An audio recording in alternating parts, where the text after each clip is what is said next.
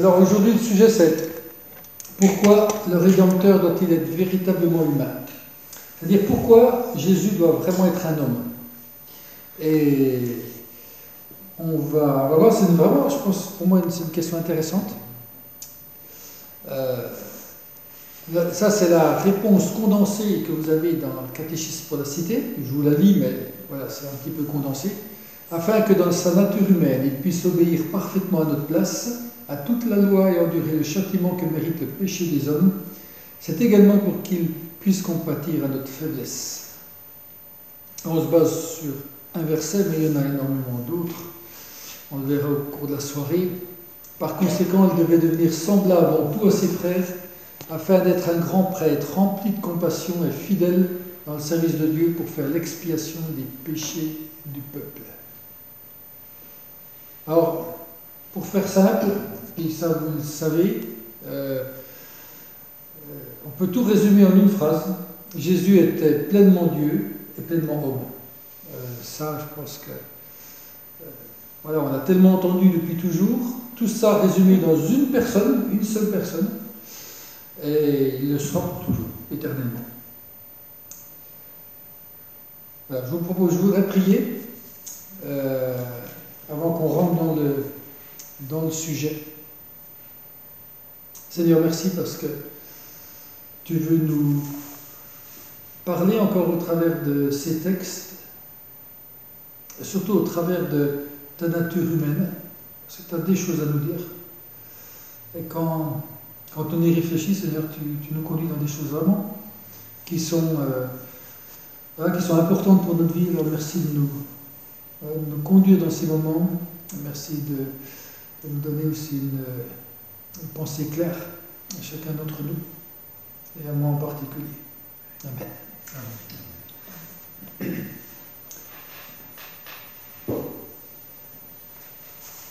Il y a aussi un verset qui est vraiment important, Colossiens 1, 18-19, il est la tête du corps qu'est l'Église, il est le commencement, le premier-né d'entre les morts, afin d'être en tout le premier. En effet, Dieu a voulu que toute sa plénitude habite en lui. Là, c'est plutôt Jésus pleinement Dieu.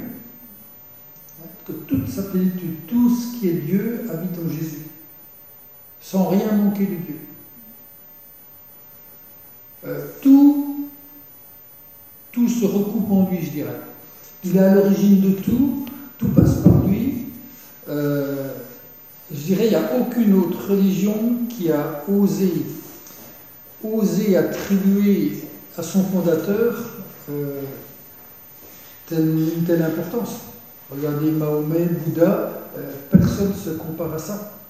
Et je crois que c'est vraiment quelque chose de fondamental.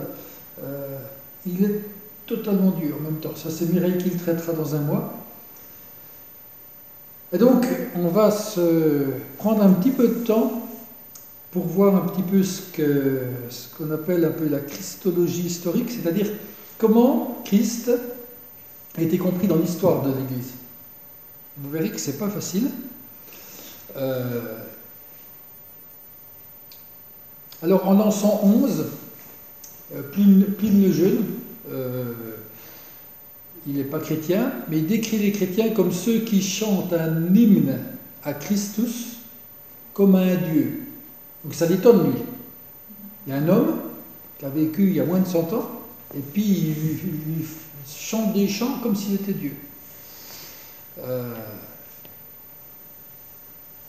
Et puis il y a un deuxième, c'est Pilate. Pilate, pour moi, il a prophétisé. Quand il dit voici l'homme, à un moment donné, il est présenté devant Pilate, et ça vous trouvez ça dans Jean 19,5, voici l'homme, il avait raison, quoi. Et on voit deux païens qui donnent les deux natures de Christ. Pline le Jeune, dès l'encens, qui dit les chrétiens ils chantent des hymnes à Christ comme un Dieu, et en même temps Pilate qui dit voici l'homme, et les deux avaient raison. Alors, quand on vous dit cette phrase toute simple, je vous ai dit au départ, Jésus il est parfaitement homme et parfaitement Dieu, ça nous paraît tout naturel parce qu'on a entendu plein de fois, mais c'est juste pas naturel. C'est juste l'inverse. Parce qu'en fait, au début de l'histoire chrétienne, on n'en savait rien du tout. C'était juste pas quelque chose qui était clair dans la tête des premiers chrétiens. Ça, il faut quand même qu'on le comprenne. Parce que nous, on a un socle de 2000 ans de théologie derrière nous.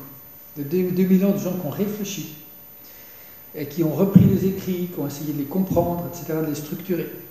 Et ça, on n'imagine pas, on ne parle pas de terrain vierge, si vous voulez. Il n'y avait pas de credo, ils ont dû travailler pour réfléchir à ce que ça voulait dire, et pour arriver à cette conclusion que Jésus était pleinement Dieu et pleinement homme en une seule personne, ça a pris 4 siècles. 4 siècles pour y arriver. Alors, c'est toujours intéressant quand vous avez des gens qui disent le christianisme c'est faux, c'est plein de trucs qui sont inventés, et ils prennent comme, par exemple, comme réflexion le fait qu'on ait mis tant de temps pour dire que Jésus avait ces deux natures. Disant, la preuve, c'est que vous avez inventé les choses au fur et à mesure. Non, et on va le voir pourquoi, parce qu'on va voir que c'est beaucoup plus travaillé que ça, et que c'est vraiment, voilà, c'est vraiment important de savoir, parce que ça nous permet aussi de défendre notre foi, quand on sait comment ça s'est passé. Alors dans un premier temps, la discussion, elle a porté sur la question de la divinité de Jésus, et donc sa relation au Père. C'est-à-dire, Jésus est fils de Dieu, et quelle relation il a avec le Père? Alors je vous ai mis un diagramme. D'un côté, voilà, quand on le voit plus homme, c'est le côté, votre côté à gauche, et de l'autre, c'est quand on le voit plutôt sous forme de Dieu. Et on était toujours en train de se battre sur ce diagramme-là. Alors vous avez un certain Arius. Je vous donne quand même les noms, parce que pour ceux qui s'intéressent, c'est des noms qui sont souvent cités. Et pour lui, c'est un des premiers qui discute de la chose. Il dit, ce qui est super important, c'est qu'il n'y a qu'un seul Dieu. On n'est pas des polythéistes, on reste monothéistes, on croit à un seul Dieu. C'est la religion d'Abraham, c'est vraiment le fondement, quoi. Tout commence avec ce seul Dieu unique. Et il dit, pour lui, c'est Dieu le Père qui est pleinement Dieu. Ainsi, Jésus était créé après lui, puis ensuite la terre, mais la nature de Jésus, c'est pas la même que Dieu. Il n'est pas pleinement Dieu. Donc je l'ai mis, vous voyez, du côté plutôt homme, Arius. Il le voyait plutôt homme. Il était condamné pour ça au concile de Nicée. C'était un concile, c'était une réunion de tous les responsables des églises qui essayaient de mettre en place des points théologiques sur lesquels tout le monde était d'accord. Puis après, il y en a eu un autre, c'était Apollinaire. Alors Apollinaire, il a plus mis l'accent sur la nature divine de Jésus. Donc pour lui, c'était important qu'il soit fils de Dieu. Mais il le comprenait, ce qu'on pense maintenant comme quelque chose d'erroné. Il voyait quelqu'un d'hybride. C'est-à-dire à la fois ni vraiment Dieu, ni vraiment homme. Et il comparait à ça avec 2 couleurs que vous prenez, du noir et du blanc, puis vous les mélangez, ça fait du gris. Il disait, Jésus, c'est un peu un truc entre deux. Et vous voyez, c'est pas si évident, parce que nous, ça nous paraît évident, mais quand on essaie d'expliquer, c'est là qu'on se dit, voilà, on patauge un peu. Je vous ai fait un autre schéma, parce que dans un deuxième temps, après avoir discuté de est-ce que Jésus est plutôt homme ou plutôt Dieu, la discussion c'était est-ce que on comprend vraiment l'union entre les deux natures de Jésus? Comment, il s'était quand même mis d'accord qu'il était à la fois Dieu et à la fois homme, mais comment ça s'unit ces deux choses-là? Comment ça peut travailler ensemble? Alors, il y a les théologiens d'Antioche qui avaient, ils avaient condamné celui qu'on avait vu là, Apollinaire, parce qu'il avait dit ce mélange-là d'un Dieu hybride, d'un Jésus hybride, ça ne va pas du tout. Et ils avaient dit que la personne humaine de Jésus, elle avait été assumée par la partie divine. C'est-à-dire, le Dieu qui était en Jésus, il avait assumé le fait qu'il y avait une partie humaine, quoi. Il l'avait fait avec. Hein, tant bien que mal, il l'avait fait. Comme si, voilà, c'était un peu secondaire, cette partie humaine, et qu'il avait dû faire composer avec. Et on sait, enfin, on est tous d'accord que c'est pas juste. Je vous présente un Nestorius. Alors lui, il était arrivé, il y a deux personnes. Hein. Il ne peut pas avoir une personne que deux natures si différentes. C'est deux personnes. Et donc il y avait pour lui presque deux Jésus, quoi, complètement différents. Et puis il y en avait un autre, c'est le dernier, Eutychès. Lui, il reconnaissait les deux natures, mais il disait que la nature divine avait absorbé la nature humaine.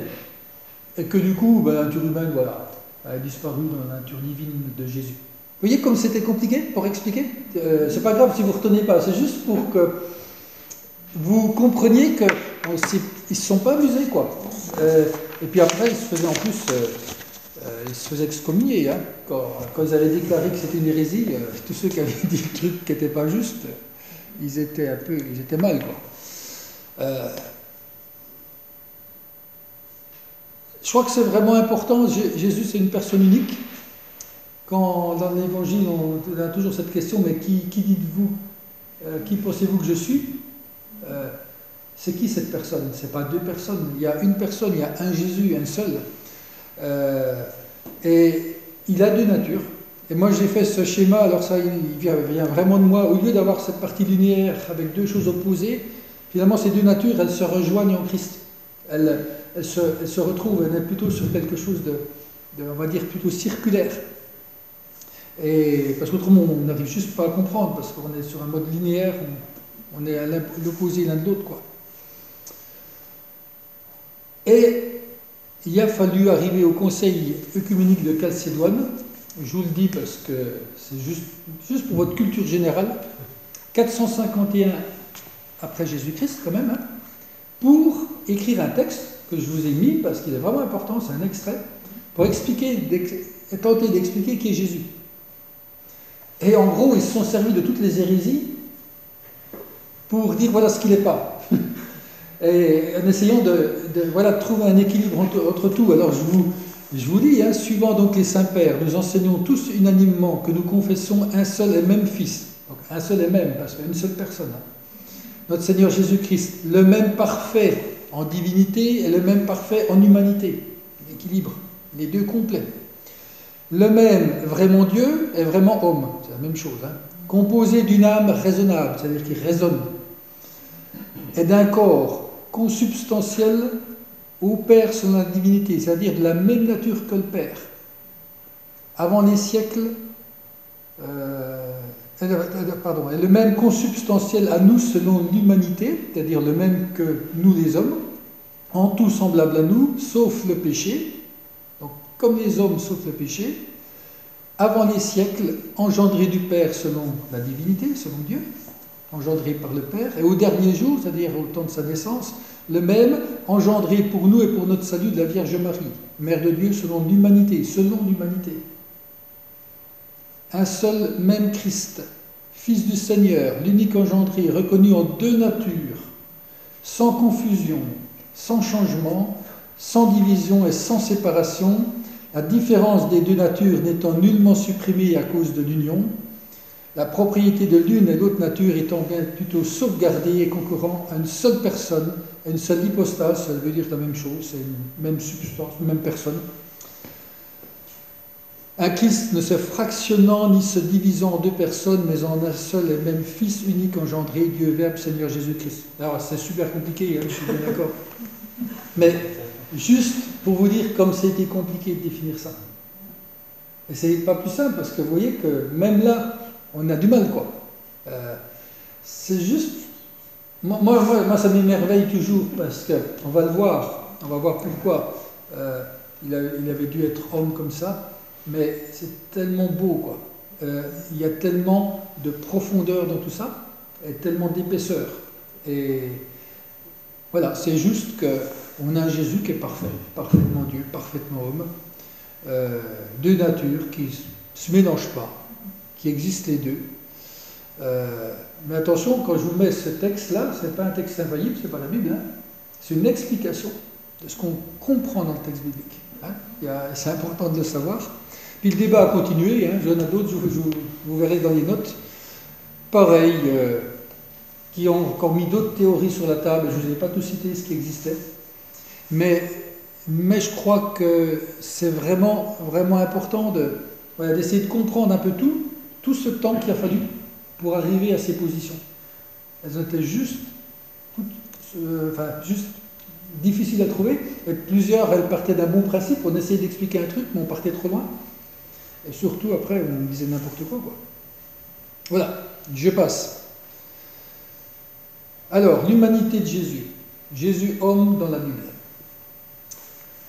Alors, la première chose qu'on voit sur ça, c'est la naissance virginale.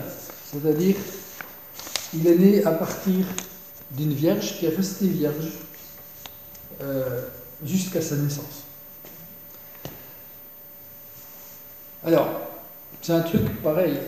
On va beaucoup attaquer les chrétiens sur ces bêtises-là. On va dire, mais qu'est-ce que vous croyez, quoi qu'est-ce que vous racontez? Alors que c'est quelque chose de fondamental. Parce que s'il n'y a pas ça, vous verrez, il y a beaucoup de choses qui ne vont pas tenir, en fait. Jésus a été conçu dans le sein de Marie par l'œuvre du Saint-Esprit sans l'intervention d'un père humain. Vous trouvez ça dans les textes dans Matthieu, vous avez toutes les références. Hein. Cette naissance est affirmée, moi je trouve super intéressant que ce soit Luc, un médecin, qui le dit. Il explique la naissance en citant les paroles de l'ange Gabriel. Il explique comment il va naître. Alors c'est tout sauf scientifique. La puissance du Très-Haut viendra sur Marie. Et voilà Luc, voilà comment il explique la conception de Jésus. Elle est vraiment importante, cette conception sans l'intervention d'un père humain, parce que ça nous montre déjà une première chose, c'est que le salut vient toujours du Seigneur.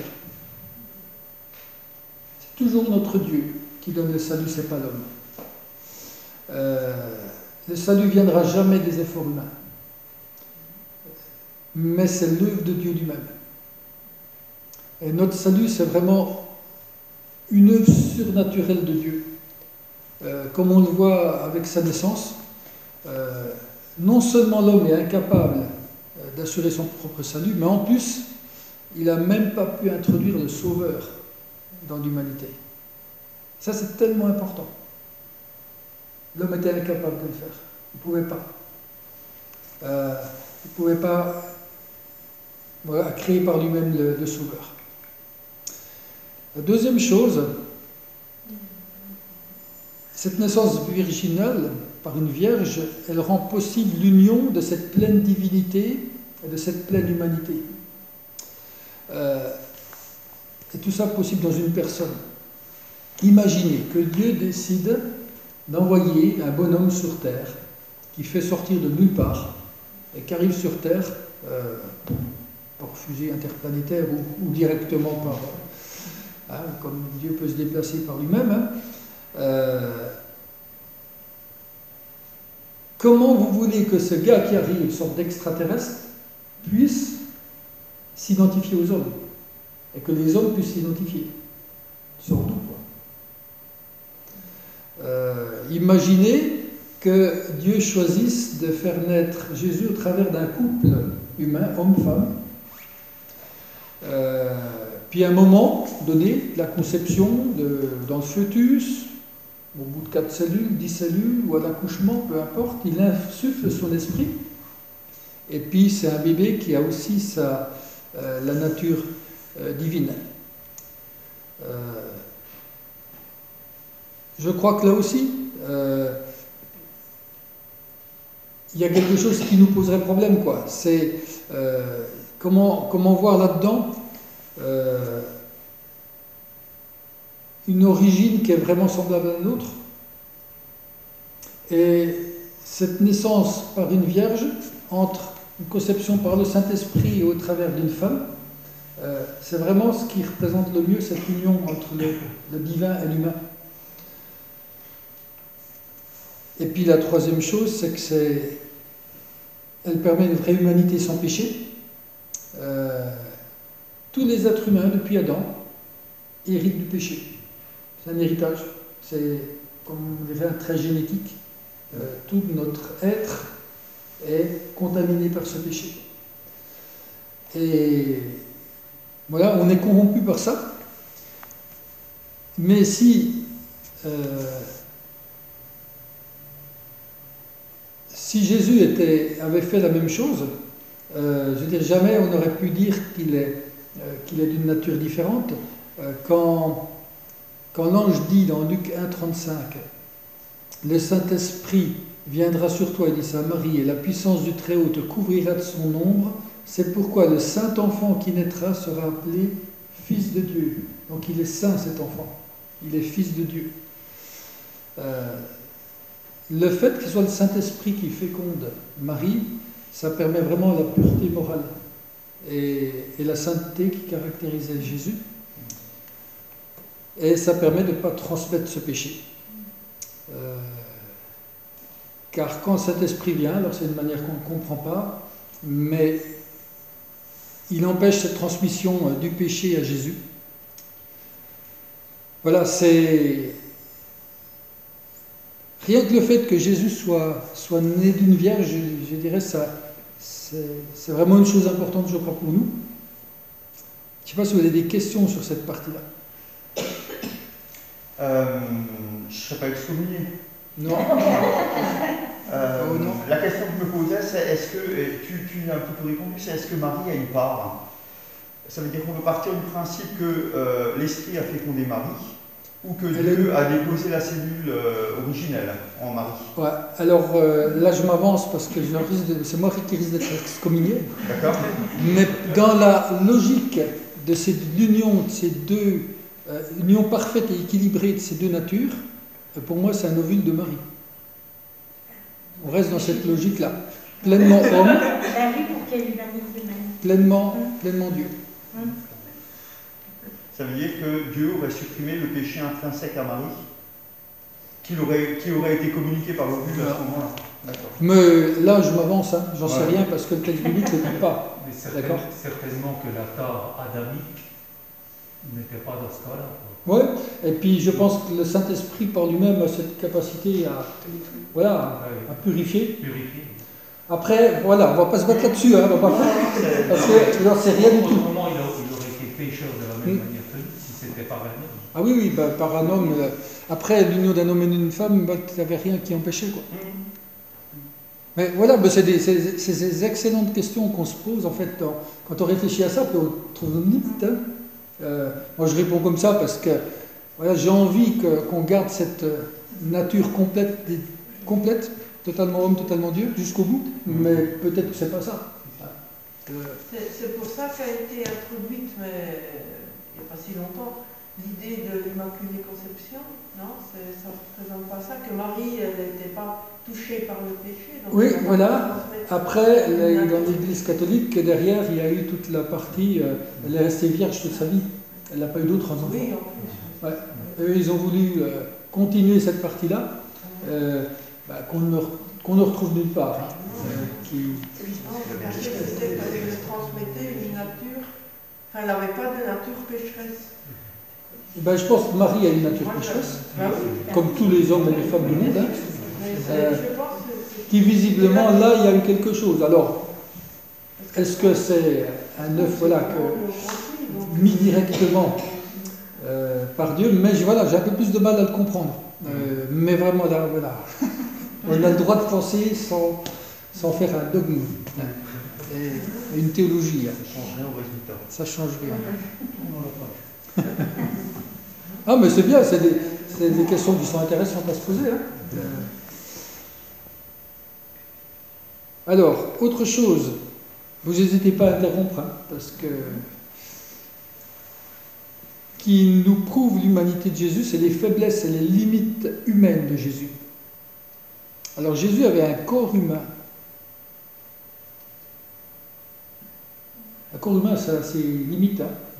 Même au meilleur de sa forme, vers la vingtaine, il a quand même ses limites. Hein. Et en plus, il est né comme un bébé. Hein, il a dû être porté par sa mère, ça n'avait pas marché. Hein. Il a dû être porté par sa maman. Hein. Il a grandi comme tous les enfants. C'est ça sa nature humaine. Il n'a pas eu un truc comme paf, allez tu pousses. Hein, il était sujet à la fatigue. On le voit près de la Samaritaine, hein, près du puits. Je vais passer assez vite là-dessus. Il a eu soif à la croix, il a eu faim, la tentation. Après 40 jours de jeûne, il était si faible que des anges viennent le servir. Il n'arrive même plus peut-être à s'alimenter lui-même ou à aller chercher de la nourriture. Après une nuit de veille et une flagellation, il n'arrive pas à porter la croix. Il sait ce qu'est la souffrance. Il est faible au point de mourir sur la croix. Et poussé au bout, son corps n'a pas résisté. Pourtant, pleinement Dieu. Et là, c'est vraiment le pleinement homme. Et c'est d'autant plus étonnant que Dieu ne peut pas mourir. On va y revenir là-dessus. Hein. Et Anselme, c'est un père de l'Église, il disait que c'est pour pouvoir mourir que Dieu a dû se faire homme. Jésus avait une pensée humaine, pensait comme un homme. Il progressait en sagesse, c'est Luc 2, 52, il a dit enfant, il ne savait pas tout depuis bébé, quoi. Il a dû apprendre, il a dû être enseigné, ça nous fait bizarre, hein. Mais à 12 ans, il enseignait. Il enseignait. Je pense qu'il était très intelligent, je pense qu'il apprenait vite, je pense qu'il savait déjà plein de choses, probablement de son père, je ne sais pas, mais il a vraiment dû apprendre, quand même. Il a dû faire le processus. Il était malade. Il était probablement malade, oui. Gastro. Non, mais il n'y a pas de raison qu'il n'ait pas vécu comme nous. C'est ça qu'il faut comprendre. Et comme enfant, il a dû apprendre à manger. Alors, sans être... Je vais pas vous choquer, mais il a dû probablement mettre ses premières bouchées à côté de la table, quoi. Comme un enfant, comme un bébé. Hein, il n'a pas péché. Donc, il n'a pas fait de colère. Enfin, je pense pas. De colère, en tout cas. Ah oui, oui. Pour s'amuser, oui. Il a appris à marcher, à parler, à réfléchir, à obéir à ses parents. Hein, Hébreux 5.8 nous dit ainsi bien qu'étant fils, donc ça étonne celui qui écrit. Hein. Il est fils de Dieu, il a appris l'obéissance parce qu'il a souffert. Alors qu'il n'aurait pas eu besoin, quoi. C'est vrai qu'on est tous pareils. On dit attends, Jésus, il doit tout savoir, quoi. Ce qui est intéressant, c'est que même adulte, il ne connaissait pas la date de son retour sur terre, avec le Père. Donc, une pensée humaine. Il avait une âme humaine, des émotions humaines. Alors là, il y en a plein. Hein. Il était étonné. On trouve ça plusieurs fois, vous verrez dans le texte, les références. Il a suivi des procédures habituelles pour s'informer. Quand il voit un figuier avec des feuilles, il va chercher du fruit. Lui, Jésus, ne savait pas qu'il n'y avait pas de fruit.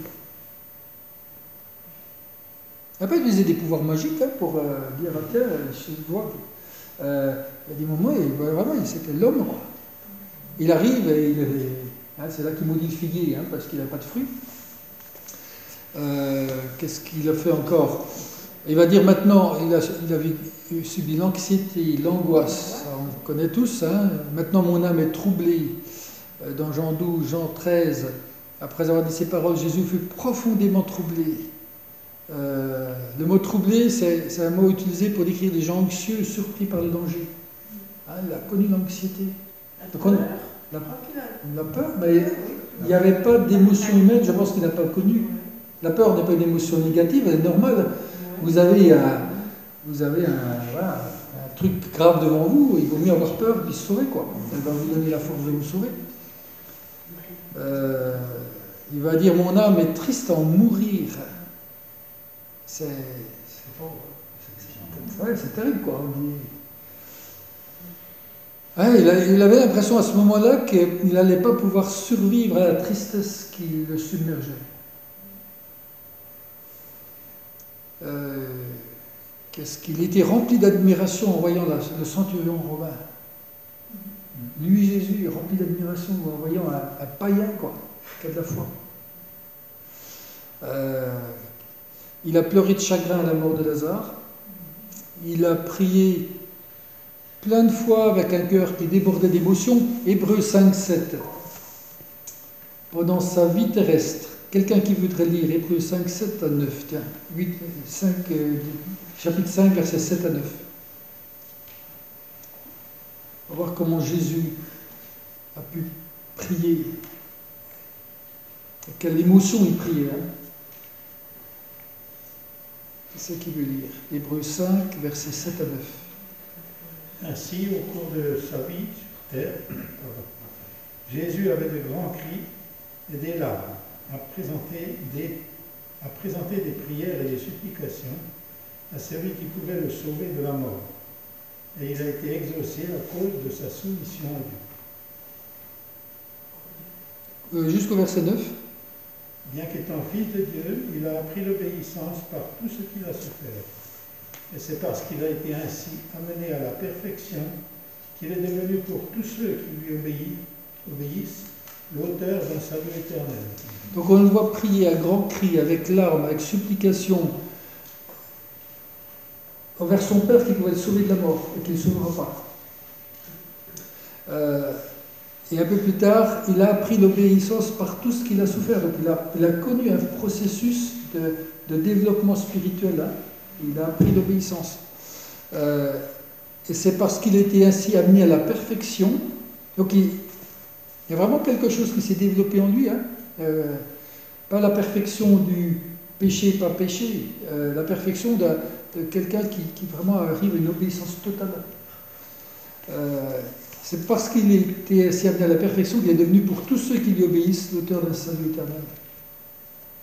Donc c'est tout ça, cette progression de l'enfance à l'adulte qu'il a dû vivre. Chaque fois son père lui confiait une mission plus importante. Moi ça me fait du bien quoi. C'est un peu comme dans nos vies, parce qu'on a obéi. Dieu nous confie une autre mission, et il faisait ça avec son propre fils.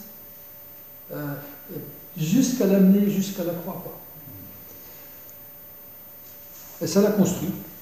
Ça l'a construit, et on voit de l'obéissance jusqu'au bout à Gethsémane. Hein.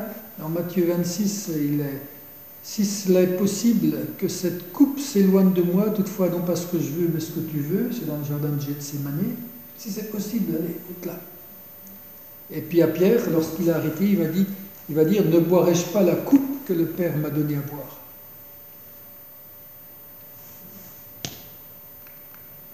Faiblesse et limites humaines. Alors les personnes proches de Jésus ne voyaient en lui qu'un homme.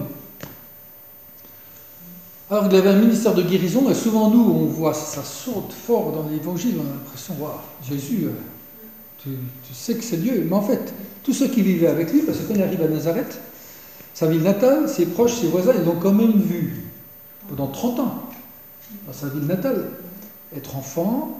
Elle a la synagogue, elle est douée probablement, effectivement, parce qu'il était capable d'enseigner dès 12 ans. Mais ce jeune homme qu'ils ont vu grandir au milieu d'eux, le fils du charpentier. Voilà. C'était le fils du charpentier, il était charpentier lui-même. Il ne pouvait pas être le Christ. Non, il ne pouvait pas être le Christ. Et juste ordinaire. Quand il dit « Ces sœurs ne vivent-elles pas toutes parmi nous ?» D'où a-t-il reçu tout cela? Parce qu'ils se rendent compte qu'il est quand même, il a des compétences. Mais ils ne peuvent pas imaginer qu'il est autre chose qu'un homme. Hein. Ceux qui vivent avec lui. Et ça, je trouve c'est super intéressant. Aucun n'a eu un doute de se dire qu'il pourrait être fils de Dieu. Mais ça veut dire tous ont su qu'il était parfaitement homme, en fait. Et pour notre théologie, notre point de doctrine, c'est super intéressant. Quand des gens vivent avec vous et disent, même ne peuvent pas s'imaginer une fois que vous êtes une sorte de martien extraterrestre venu je ne sais pas où, que vous êtes vraiment un gars du coin, quoi. Et ben, moi je trouve que ça ajoute du crédit à cette humanité de Jésus, quoi. Les frères de Jésus ne croyaient pas en lui, ses propres frères. Donc, ça, c'est quand elle a eu des enfants. Hein, ouais. Ah oui, non mais... Alors, les catholiques ne veulent pas l'admettre, mais ils lisent la même Bible que nous. Comment c'est ça? C'est parce qu'ils disent que c'est des frères spirituels. Voilà, c'est ça, oui. Ou alors, probablement des cousins. Ou des cousins, ouais. Bon, il n'y a pas de raison, voilà, c'est marqué frère, on prend frère, et puis point. On va le prendre simple, hein, comme je suis d'accord avec toi, Pierrot. Donc vraiment, voilà, pleinement humain. Vous avez bien compris que quand je parle de faiblesse et de limite, je ne parle pas de péché. Hein, c'est vraiment deux choses différentes. C'est pas parce qu'on est faible qu'il y a péché. C'est pas parce qu'on a des limites. C'est juste nos limites d'homme, de créature. Et puis, c'était un homme, il était sans péché.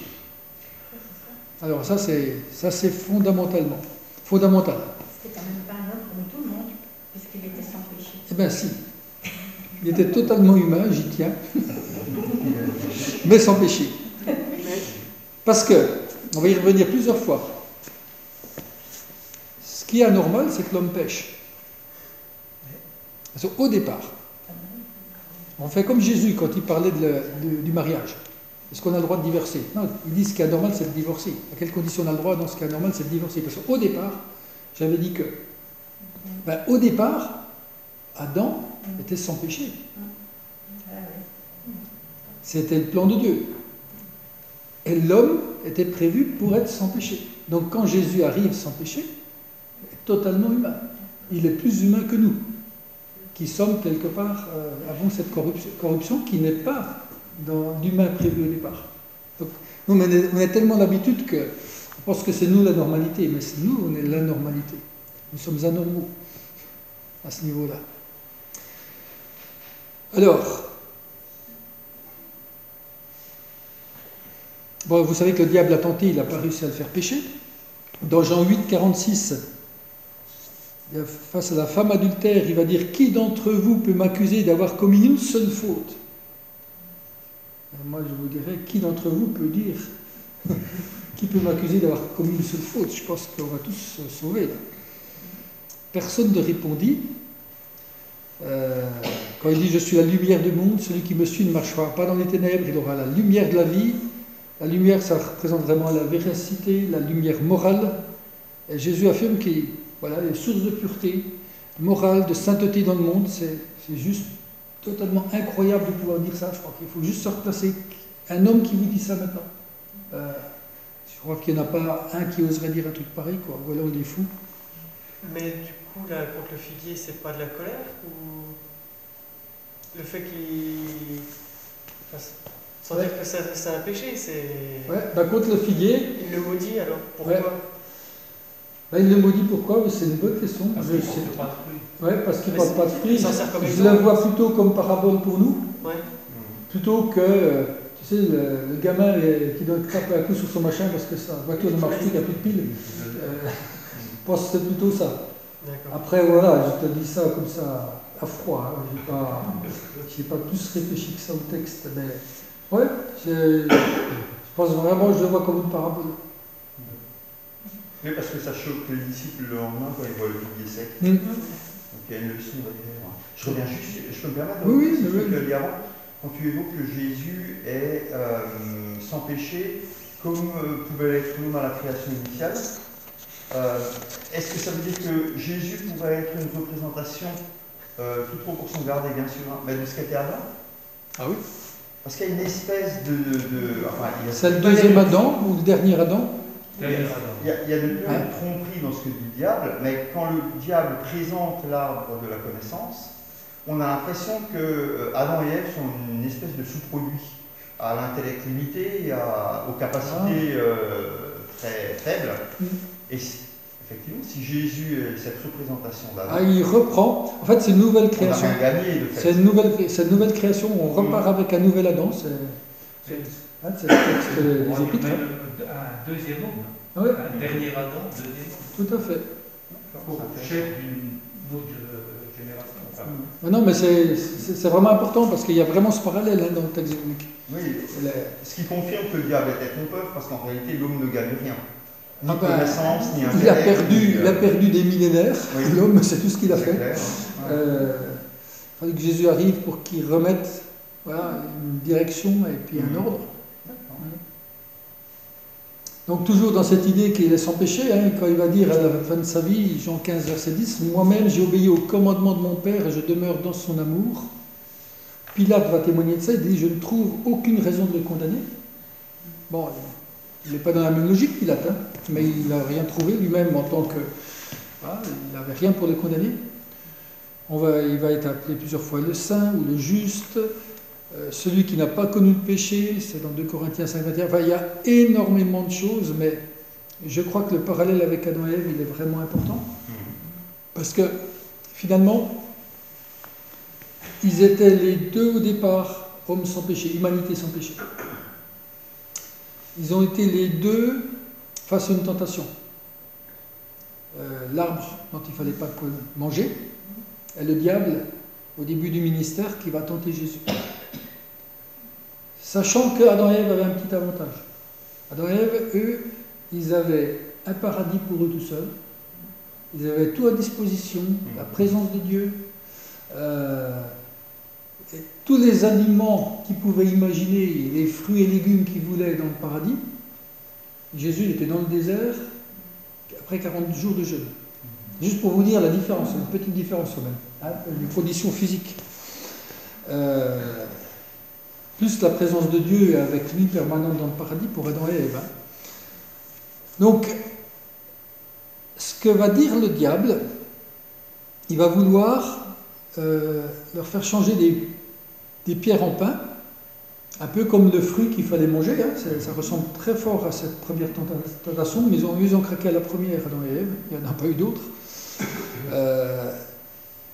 C'est-à-dire en refusant de transformer ces pierres en pain, il a refusé d'utiliser ses pouvoirs divins pour finalement que son obéissance soit plus facile. C'était quand même un peu plus facile d'obéir avec du pain dans la bouche et puis un estomac rempli. Et il a refusé. Il n'a pas utilisé ses pouvoirs divins. Il aurait pu, hein. Quand le diable lui propose tous les royaumes du monde, il a refusé d'utiliser, c'est pareil, ses pouvoirs divins. Il a refusé d'accepter cette proposition du diable. Quand il lui propose de se jeter du toit du temple, il a refusé de demander à Dieu un miracle pour convaincre les nouveaux disciples et accomplir son but. Donc il a toute sa vie face à la tentation. Jésus, il avait quand même ça qui était très très fondamental, c'est qu'il refusait d'utiliser sa nature divine pour se faciliter la vie. Souvent on dit on n'est pas comme Jésus. Ben, je crois que c'est faux. Quelque part, bien sûr nous on est corrompus, ça je suis d'accord. Mais quelque part, on va le voir encore après, il est venu pour nous montrer qu'il y avait une voie possible, sans utiliser la nature divine. Et qu'il y avait une voie possible pour accomplir la volonté de Dieu. Je vous mets encore ce texte. Pardon. Ce qui sous-entend qu'il n'a pas accompli de miracle pour lui-même. Non. Il n'a pas accompli de miracle pour se faciliter la vie. Il a toujours choisi le chemin où il devait obéir par sa nature humaine. Il a toujours choisi ce chemin-là. Il dit sur la croix il aurait pu demander les légions d'anges à son père. Hein. Pas de souci, quoi. Il était prêt, quoi, à appuyer sur le bouton. T'as sauvé les autres, hein, sauf toi. Ouais. Donc Romains 5, 18 à 19, ainsi donc de même que par une seule faute la condamnation a atteint tous les hommes, de même par un seul acte d'acquittement, la justification qui donne la vie s'étend à tous les hommes. En effet, tout comme par la désobéissance d'un seul homme, donc Adam, beaucoup ont été rendus pécheurs, beaucoup seront rendus justes par l'obéissance d'un seul, Jésus. Et ça, c'est un point vraiment important. Le fait de se rendre compte qu'il était soumis aux tentations montre vraiment qu'il avait une nature humaine comme nous. Parce que souvenez-vous, Dieu ne peut pas être tenté. Donc ce n'est pas la nature divine là qui était tentée, c'était vraiment sa nature humaine. Et les tentations auxquelles Jésus a été soumis nous permettent juste de nous comprendre. Il a juste jamais péché. Il a toujours résisté à la tentation. Et quand on a nos tentations, alors il y a une chose que j'aime beaucoup me rappeler, moi, c'est que Jésus est lui-même. Même si les tentations ne sont pas dites. Il y a les tentations du pouvoir, les tentations de l'argent, il a eu les tentations sexuelles, ça j'en suis convaincu. Il était homme, pleinement homme. Il a eu toutes les tentations humaines. Et il n'a jamais péché. Et ça, c'est un puissant encouragement, je crois, pour nous. Parce que ça veut dire qu'on a, avec l'Esprit Saint en nous, évidemment, il y a toute la suite, on a cette capacité de résister. C'est pas un truc impossible de dire je peux pas, si on peut. Si on peut. Le petit texte là qui dit que par un seul acte d'acquittement, la justification qui donne la vie s'étend à tous les hommes. J'ai été assez long à comprendre que justement le pardon il a acquis, c'est fait. Il y a juste la réponse que l'homme va donner à Dieu qui fait en sorte qu'il sera sauvé ou pas. Ah oui, oui, l'acte il est fait. On dit oui ou on dit non. Mais là aujourd'hui, si les hommes le veulent, tout le monde est sauvé. Tout à fait. Les mots, tous les hommes, même ceux qui ne croient pas. Oui. Ah oui, oui, ça c'est vraiment, on y reviendra sur ces questions-là. C'est faramineux. Alors la question, là c'est des questions pour la soif, pas super important. Bah si quand même c'est important. Mais c'est des questions, est-ce que Jésus aurait pu pécher? Alors ça a fait débattre les théologiens pendant des siècles. Alors, je ne vous dis pas qu'on va tout résoudre ce soir, mais le problème c'est que Jésus n'a jamais péché, ça s'est affirmé dans la Bible. La deuxième chose, c'est que Jésus était tenté, ses tentations étaient réelles, ce n'étaient pas des petits trucs, quoi. C'était des vraies tentations. Mais en même temps, Dieu ne peut pas être tenté par le mal. D'accord? C'est tout ça qu'on doit avoir en tête.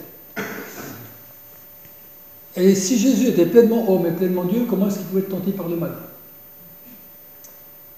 Et je crois que dans notre tête, ça devient difficile là, de tout comprendre. Parce que tout se mélange à un moment donné. Alors on repart. Jésus était tenté. Ok.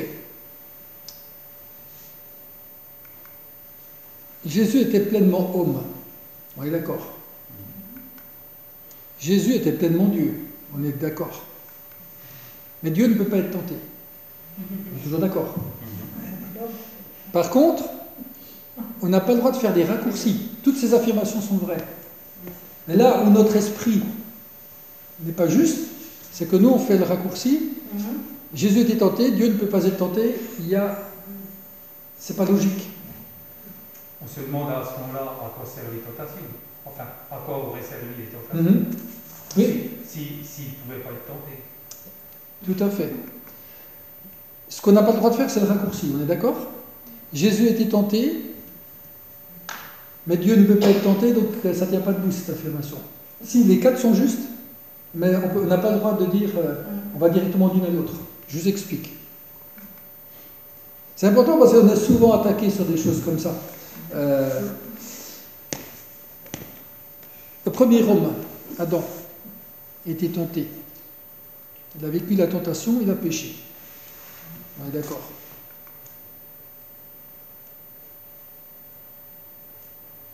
Par contre, l'homme, Adam, le nouvel Adam, Jésus, avec cette nature divine, donc totalement homme et totalement Dieu, lui est saint.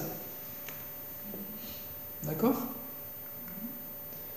Il y a une chose qui va être très importante, c'est que il ne va, comme je vous l'ai dit, il ne va jamais utiliser ses pouvoirs divins pour être protégé de la tentation. Donc, la nature divine, elle existait là. Comment expliquer ça? Comme un sorte de filet de sécurité. Comme quand vous faites des trapézistes au cirque. Hein, ils passent d'un trapèze à l'autre, ils ont un filet de sécurité. S'ils échouent, ils sont récupérés. Parce que Dieu ne peut pas être tenté. Et Dieu ne peut pas commettre surtout le péché. Et il y avait cette nature divine, c'était un peu le filet de sécurité qu'il n'a jamais utilisé. Je pense que s'il l'utilisait quelque part, enfin, c'est pas je pense, il perdait sa mission. Sa mission était ratée puisqu'il était plutôt pleinement homme.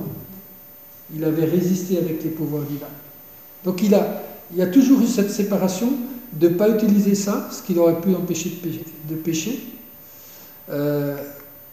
Et par contre, lui, il a réussi à être saint en étant que homme, en utilisant que sa nature humaine, en luttant contre la tentation par sa nature humaine, avec l'aide de Dieu.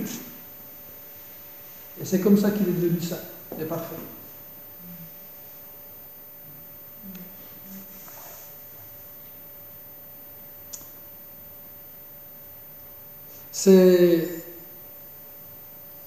Je crois que c'est vraiment important, encore une fois pour nous, de se rappeler ça. Il n'a jamais utilisé de subterfuge, il n'a jamais utilisé ses pouvoirs divins, il a résisté par lui-même afin de ne pas céder. Et ça, c'est vraiment moi je dirais la beauté de cet homme sans péché, quoi. C'est vraiment moi ce qui me fait le plus de bien, quoi. Est-ce que du fait d'être pleinement Dieu, ça ne lui donnait pas une acuité particulière? Parce qu'il y a nombre de péchés qu'on commet sans vraiment en avoir conscience. Hein. C'est clair que nous, on est vraiment corrompus par le péché. On a une nature pécheresse et ça qui n'avait pas. Est-ce que Dieu pleinement en toi n'identifie pas justement ces espèces Alors, ça permet effectivement d'être juste clair. Ben, nous, il y a plein de péchés qu'on commet, on sait qu'on les commet.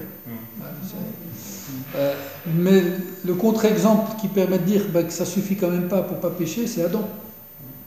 Un seul homme, mis dans le même niveau que Jésus, et puis lui, il craque tout de suite, quoi. Il ne tient pas. Donc ça ne suffit pas d'avoir cette pureté morale, cette non-corruption. Voilà, Adam a craqué lui-même, quoi. Jésus, il avait une motivation aussi. Il savait pourquoi il était venu. Ah, bien sûr. Ah oui, oui. Mais nous, on a une motivation. Hein. On sait qu'on est là comme ambassadeur du roi des rois et représentant du roi des rois. Puis, des fois, on n'est pas toujours au top. Je dirais qu'il y a quand même une faculté, hein, on le voit avec la femme pécheresse, adultère, etc. Il a quand même une faculté à discerner et à répondre juste, sans se laisser entraîner ni d'un côté ni de l'autre. Je veux dire que c'est quand même très, très, très divin comme... Il a peut-être un côté aussi, c'est les temps de prière qu'il a. Ah oui. Par rapport à la révélation qu'il peut avoir aussi, quoi. Moi, je pense que sa communion avec le Père explique ça, parce que je pense que une grande partie de notre sagesse, elle vient de notre communion avec Dieu. Hein. C'est Dieu qui nous façonne, en fait. C'est Dieu qui nous transforme. Et là, c'est simplement qu'il a une communion parfaite avec son Père, quoi. Hein, puisque la volonté de son Père et la sienne, c'est qu'une. Ce qui n'est pas toujours notre cas. Et par la sanctification, on peut y arriver... Bien sûr, en théorie, hein, voilà. Parce qu'aucun homme n'a jamais réussi, on est d'accord. Hein. Ne me faites pas dire ce que je n'ai pas dit. Alors, pourquoi il fallait que Jésus soit totalement homme? Évidemment, on peut se demander, on a déjà un petit peu répondu à la question. Il y a quelqu'un qui veut lire 1 Jean 4, versets 2 à 3. Vous pouvez le lire directement là-dessus si vous voulez. Voici comment identifier l'Esprit de Dieu. Tout esprit qui reconnaît que Jésus est le Messie, venu en homme, est de Dieu. Et si un esprit ne reconnaît pas que Jésus est le Messie venu en homme, il n'est pas de Dieu. C'est l'esprit de l'Antichrist.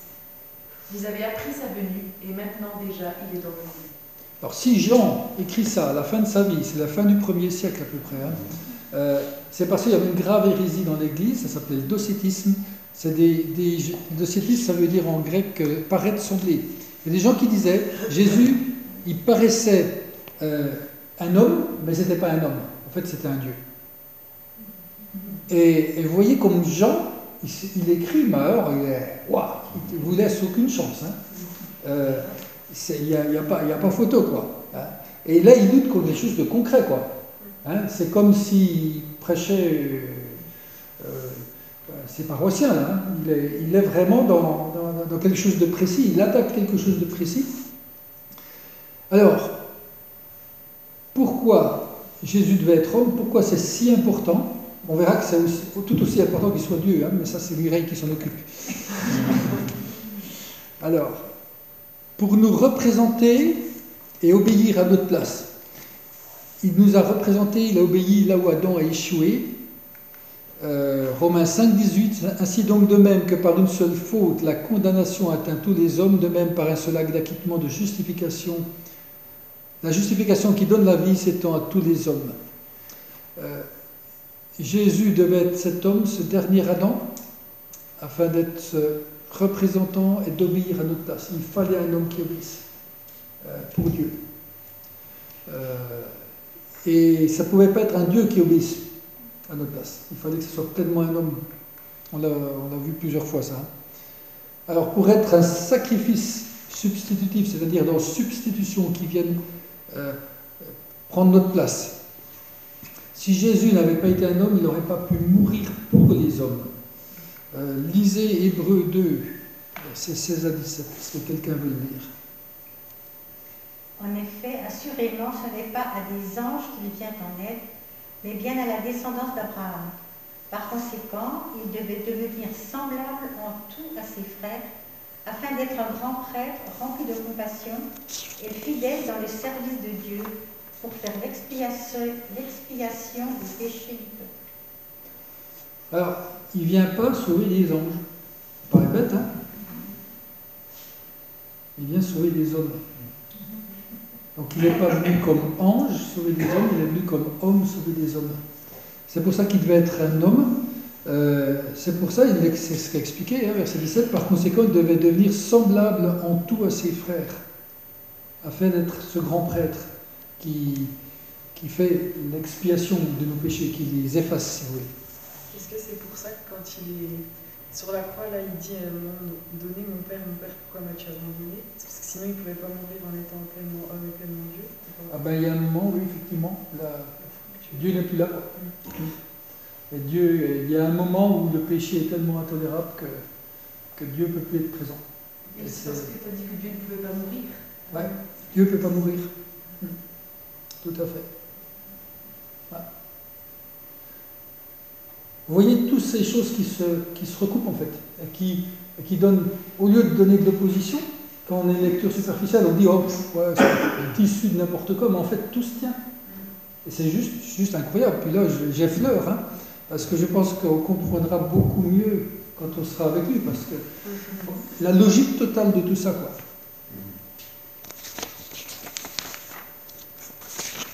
Alors, une autre raison pour être, il y en a 7, hein, pour être seul, mais ça va vite, pour être seul médiateur entre Dieu et les hommes.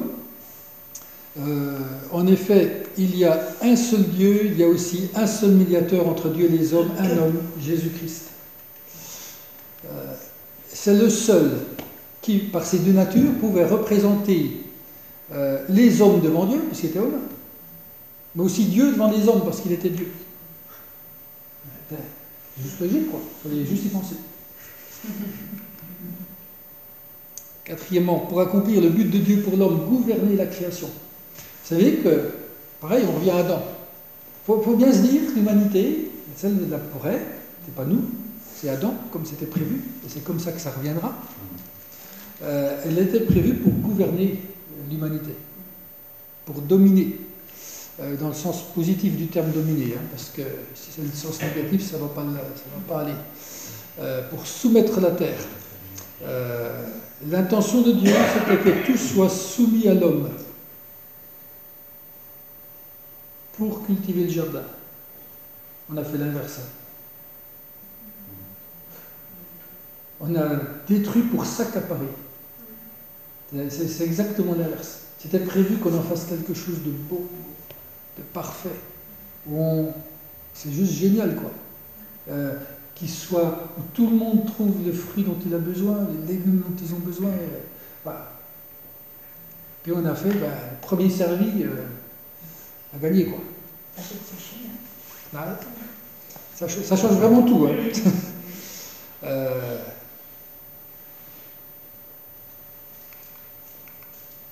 L'Hébreu 2:9. Toutefois, celui qui a été abaissé pour un peu de temps au-dessous des anges, Jésus, nous le voyons couronné de gloire et d'honneur à cause de la mort qu'il a soufferte. Ainsi, par la grâce de Dieu, il a connu la mort pour tout être humain. Donc, il est couronné de gloire, il est couronné d'honneur. Il a tout pouvoir dans le ciel et sur la terre. C'est cette gouvernance. Hein. Nous, on voit quelque chose de toujours extraordinaire, mais on est appelé à gouverner un jour avec Dieu, hein, de gouverner la création, on est appelé à ça. Hein. Il a tout mis sous ses pieds, il l'a donné pour chef suprême à l'Église. C'est vraiment le dessein de Dieu que l'homme ait cette responsabilité. Alors pourquoi il nous la confie? Moi j'ai juste honte, quoi. Quand je vois comment on dirige le monde, je dis honte parce que je me mets dedans, hein, parce que je crois que je ne sais pas si je ferais beaucoup mieux. Mais on est juste sans Dieu, enfin sans Dieu qui intervient en voulant faire sans lui, c'est juste catastrophique, quoi. Mais il est venu, voilà, accomplir le but de Dieu pour l'homme, gouverner la création.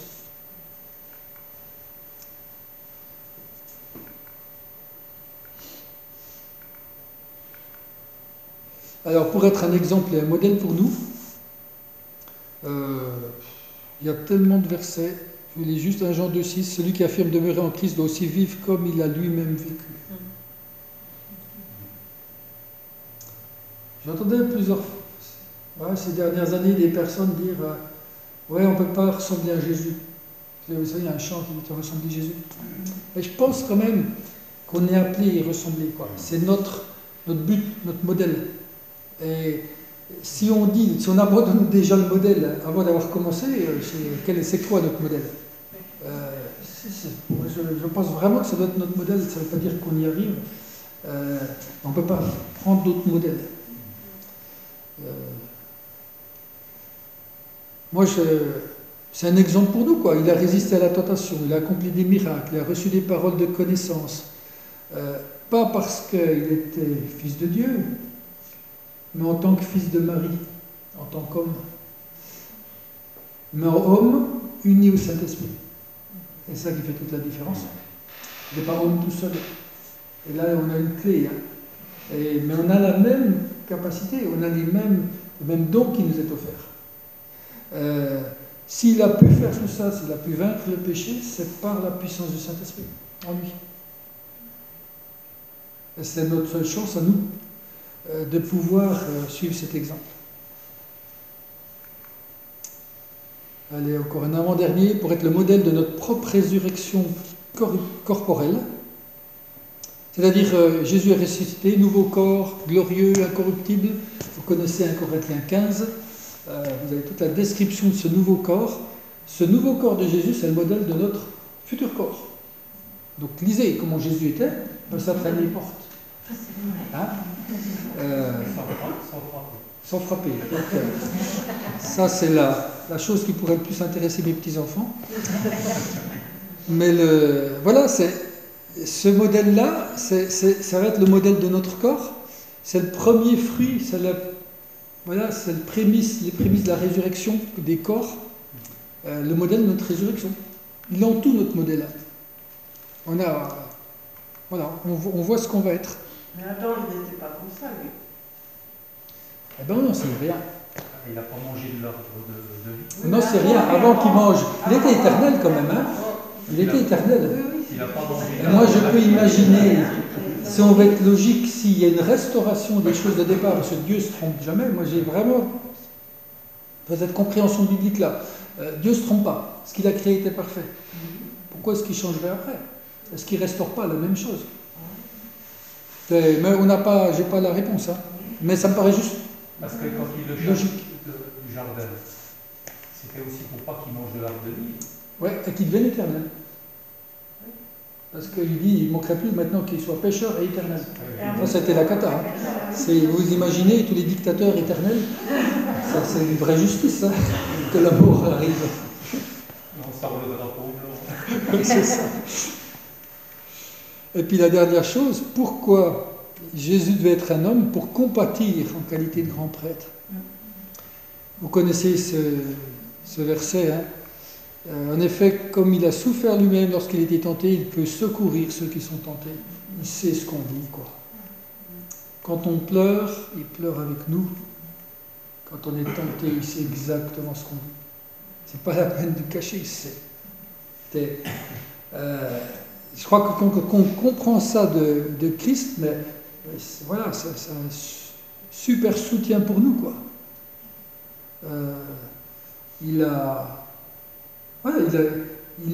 vécu des choses difficiles. Moi, je dis souvent, Jésus, ça a dû être compliqué finalement d'être célibataire, de ne pas créer de famille. Ça devait être juste compliqué, comme c'est compliqué pour ceux qui le sont. Parce que ça devait être, je pense, une souffrance, même s'il avait un projet. Il était homme. Et ne le désincarnons pas. Voilà, ne le mettons pas toujours comme un Dieu qui éprouve rien, quoi. Un être mystique. Et puis ça, c'est qu'un exemple, mais il y a plein de domaines, quoi, où il a vraiment vécu la souffrance. Il était pauvre, Jésus. Il n'avait pas un grand canapé en cuir pour se reposer quand il rentrait du boulot, quoi. Mais vous voyez, il n'était pas beaucoup à voir ça, hein, mais il y avait des gens plus riches que d'autres. Il y avait des gens plus riches que d'autres. Jésus était pauvre, vraiment pauvre. Il n'avait rien. Et voilà, on le dit comme ça ne nous paraît rien. Il n'y avait même pas un endroit où dormir, où poser sa tête. Voilà, un bon oreiller puis un bon lit, voilà. Et quand vous êtes vraiment homme, c'est du quotidien qui compte, quoi. Allez, dernière question, je finis avec ça. Est-ce que Jésus est toujours un homme? Il y a un homme aussi. Ah ouais. Jésus n'a pas renoncé à sa nature humaine. Jésus n'a pas renoncé à sa nature humaine. Je vais te choquer, Marianne. Quand il est apparu après sa résurrection, c'était un esprit ou un homme? Il était sous forme d'homme. Il était sous forme d'homme. Il avait 2 jambes, il marchait. Il a marché avec les disciples d'Emmaüs.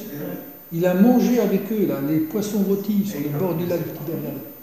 Un homme, un esprit mange. Il avait ce corps glorifié qu'on aura un jour. Il était juste de chair et d'os. Hein. Il va montrer les marques de ses clous dans les mains. À l'ascension, il était enlevé avec un corps humain. Les anges vont dire qu'il reviendra de la même manière. Alors on pense souvent par le ciel, mais en fait, de la même manière, c'est aussi comme il est monté, quoi. Marianne, je vois que tu es chaud. Alors, Paul a une vision de lui, alors on ne sait pas exactement, mais probablement, a priori, il voit un homme, mais surtout dans l'Apocalypse, Jean, il voit Jésus qui ressemble à un homme. C'est Apocalypse 1,13. Revêtu de gloire et de puissance. Il promet de boire avec nous du vin nouveau dans le royaume de son Père. Alors on va avoir un grand banquet. Alors on peut croire que ça va être que du virtuel, mais moi je ne crois pas. Moi je crois que, voilà, dans ces corps, voilà, je peux me tromper, hein, je ne fais pas une doctrine non plus. Hein. Quoi d'autre? C'est lui l'homme par qui Dieu jugera le monde, acte 17-31. L'homme par qui Dieu jugera le monde. Mais il est toujours homme, comme tu dis, mais dans sa nature, il est plus homme, il est Dieu. Ah, je ne suis pas d'accord. Comme il est ici. La nature divine de Jésus, moi, je pense qu'elle a vraiment été unie de manière permanente avec la nature humaine. Il sera toujours fils éternel de Dieu, mais aussi toujours fils de Marie. Il ne va pas renier sa mère.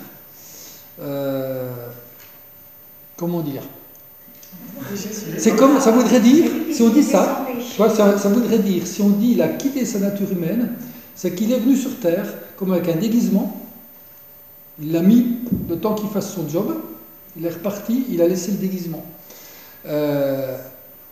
Ça voudrait dire que le premier homme, le premier élu qui est ressuscité, qui a un corps ressuscité, qui est le prémisse de notre résurrection, il ne serait plus en tant qu'homme au ciel.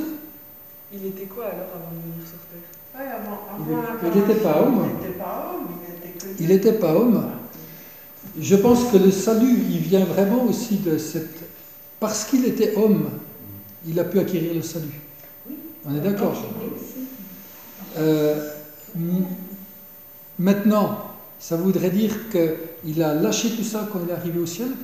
Moi, il n'y a pas grand-chose qui nous fait croire ça. Il est resté. Je trouve ça génial parce que, quelque part, ça veut dire qu'il a accepté une modification de sa nature, définitive, irréversible par amour pour nous. Si ce n'est qu'il n'a plus les souffrances humaines, la tristesse, les émotions humaines. On est bien d'accord.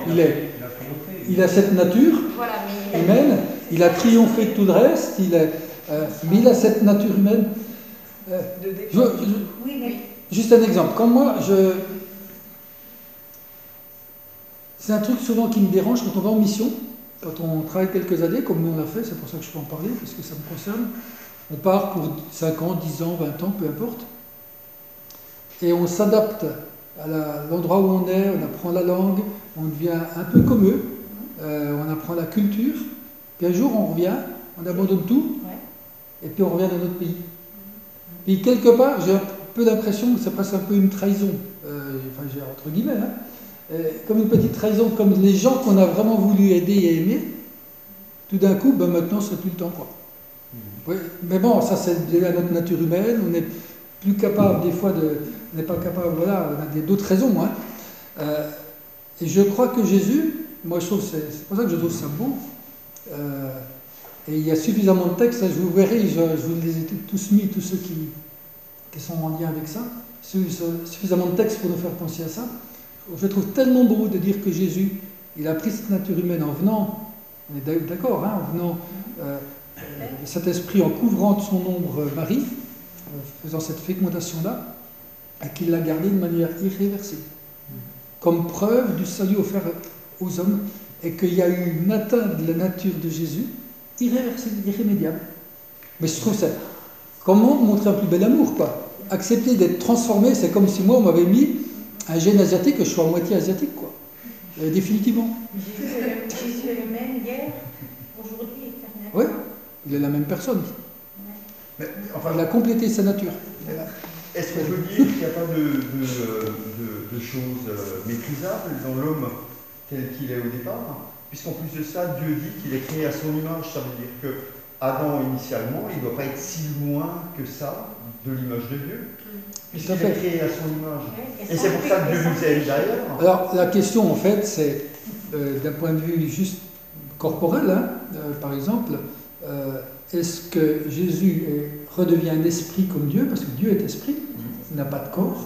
Là aussi, j'ai choqué quand j'ai dit ça. Mais là, prenez les textes bibliques, Dieu est esprit. Il n'a pas de corps. À part que nous, on les représente toujours avec une grande barbe. Jésus, il a ce corps glorieux. Alors, il est monté au ciel, il a été ressuscité avec ça. Pourquoi? Il nous est promis qu'on va tous ressusciter à sa manière. Pourquoi lui, paf, il redevient esprit? En tout cas, rien dans le texte biblique nous fait penser à ça, et beaucoup d'autres choses nous font penser qu'il a gardé ce corps. Encore une fois, c'est pas dramatique, sur des petites nuances. C'est l'humain originel. Comment? C'est l'humain originel, quoi. Ouais, je pense qu'il y a quelque chose quand même dans l'humain que Dieu voit quand il nous regarde, s'il fait abstraction de notre péché, qui donne cette affection incroyable qu'il a pour nous, quoi. Ça démontre Dieu nous aime beaucoup plus que nous, on s'aime entre nous. C'est pour ça qu'on n'arrive pas à le croire, parce qu'on dit il a perdu quelque chose qu'en restant avec un corps humain. Le pauvre. Alors qu'il a créé Adam, Ève, c'était vraiment son projet, c'était le summum de sa création. C'était le maximum qu'il voulait faire, c'était créer un homme à son image, à sa ressemblance. Et si Jésus, lui, n'ose pas prendre cette part de nous en restant comme nous pour l'éternité, ça voudrait dire que quelque part, il ne nous aime pas pareil, quoi. Il n'a pas tout donné, moi je crois qu'il a tout donné, jusqu'au bout. Dieu dans l'éternité restera esprit. Dieu est esprit, ouais. Et il restera esprit dans l'éternité. Il n'y a pas de raison, rien ne nous montre le contraire. Ouais, rien ne nous montre le contraire. Après, la présence de Dieu, je pense qu'elle est tellement palpable, on n'a pas besoin même de voir une forme humaine. Ça remplit tout, quoi. Je la rencontre dans les airs. C'est Jésus qui reviendra. Et pour moi, il revient avec son corps glorieux. Mais je ne mettrai pas ma main à couper sur cette théorie-là. Je pense que Dieu fait aussi ce qu'il veut. Il se présente à Dieu. Il n'est pas dit que c'est Jésus qui est en fait Moïse, il est bien dit que c'est Dieu. Il le voit de dos. Moïse, quand il est sur la montagne, transfiguration. Tourne-toi, puis non, pas transfiguration, Moïse sur le Sinaï, où Dieu se révèle à lui et il le voit de dos. Il voit le point de son manteau. Ouais, Dieu prend aussi la forme. Mais quand il est allé voir les oreillettes dans le jardin, il devait avoir une forme humaine, peut-être. Ouais, certainement qu'il a plus sa gloire. Ça, je sais rien. C'est le texte du cas. C'est une autre question. Les Les amis, on va avoir des questions à poser au Seigneur quand on arrive là. Alors là, notez-les pour ne pas les oublier.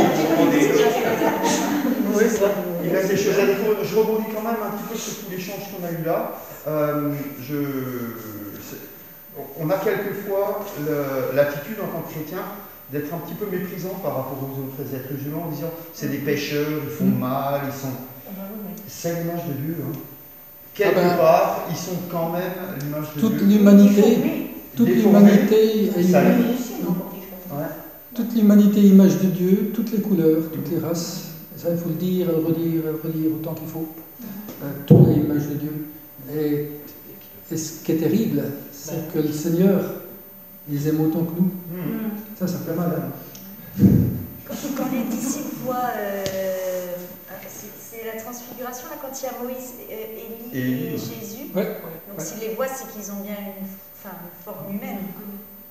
Moïse et Élie, oui, visiblement, ils avaient une forme humaine, donc puisque les disciples les reconnaissent. Donc ça veut dire qu'ils ont gardé leur forme humaine. Ils ne sont pas devenus esprits. Ils ne sont pas devenus esprits. À l'heure actuelle. Moïse et Élie, n'importe comment, il est promis qu'à la résurrection des morts au retour de Jésus, la résurrection des corps, nous récupérerons un corps spirituel, glorifié, mais un corps. Après, on ne connaît pas tout ce corps, on est bien d'accord. Comment cultiver le jardin si tu ne peux pas toucher la terre? En tout cas, en conclusion, je vous dirais juste que presque toutes les sectes et les hérésies d'histoire de la chrétienté viennent sur la question de qui est Jésus. Mais c'est vraiment étonnant. Quand vous prenez quasi toutes les sectes, le problème, il vient qui est Jésus. Mais c'est toujours la question qui fracasse les gens, quoi. Finalement, qui est Jésus? La question qui était posée au temps de Jésus, qui est encore posée quand on fait des parcours alpha, c'est toujours la même question. Dieu, c'est pas le problème. Mais qui est Jésus? Là, les gens se divisent. Et comme avoir une bonne compréhension de Christ, c'est vraiment fondamental pour notre compréhension du texte biblique. Je crois que c'est vraiment important.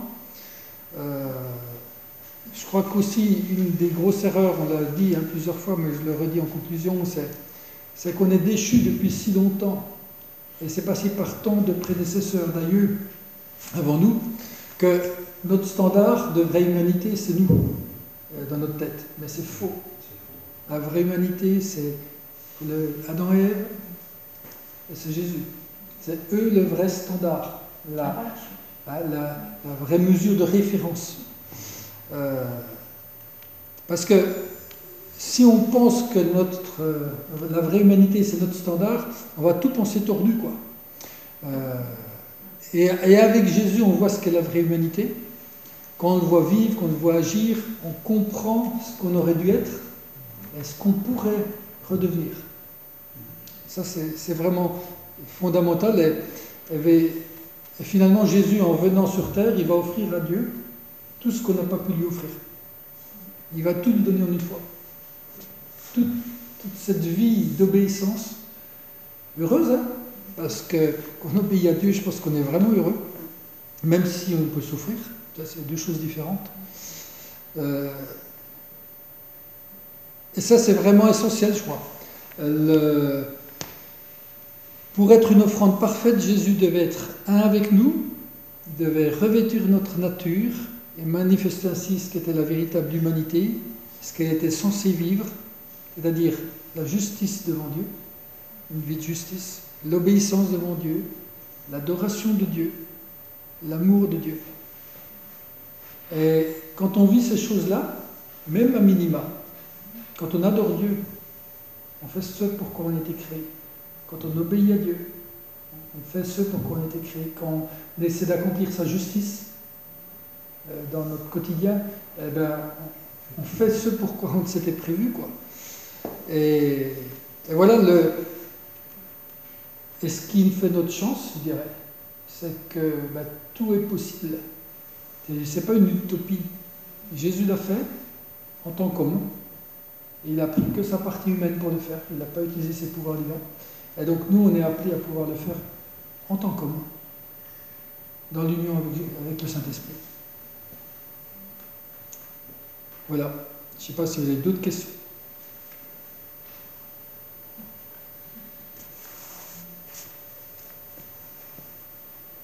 En tout cas, on pourrait dire beaucoup d'autres choses. Hein. Vous voyez, il y a des choses que j'ai juste abordées, mais voilà, vous saurez en tout cas que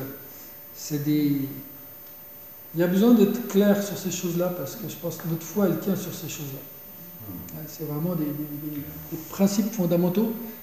Et c'est pas parce que c'est pas écrit noir sur blanc dans le texte biblique que c'est pas une certitude pour tous les chrétiens.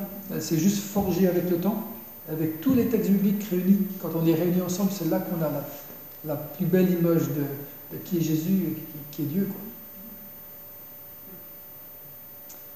Voilà. Qui voudrait prier pour terminer?